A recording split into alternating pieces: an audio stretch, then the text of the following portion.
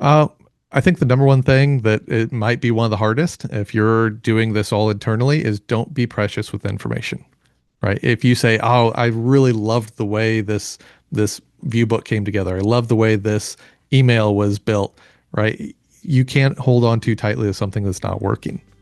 So do some experiments, see can we get better?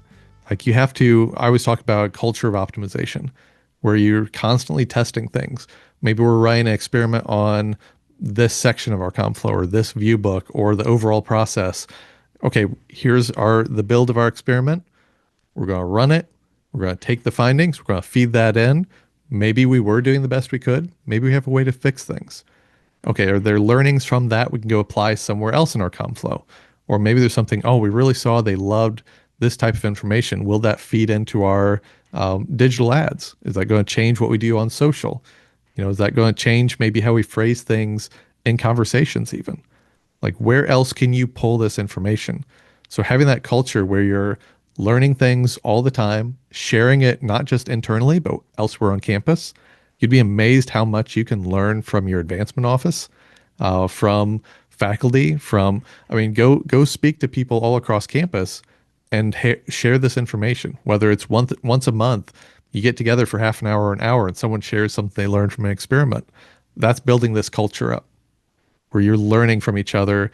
You're constantly testing. It's okay to kill things. We're really bad at stopping things, but we're really good at doing more things. Whether that's we're going to add this new tool, we're going to add this, all these things take time and resources. And it has to be okay to kill off the things that aren't working. And And it again, that gets takes, back to being precious, right?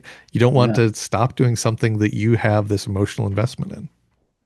and just the courage of trying something different Mhm. and riding the waves of, okay, maybe we shouldn't have stopped that, but now we've learned and we know the value of it, or we were able to pivot to something that is actually better. It takes a Mhm. lot of courage to do, and not being too precious about the sacred cows that are in your processes. Yes. Yep.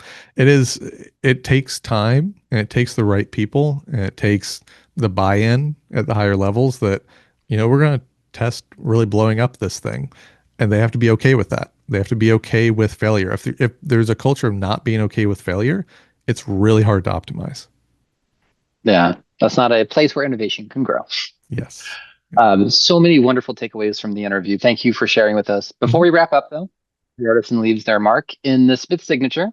I'll ask a few quick rapid fire questions so you can stamp your personal homework on today's conversation.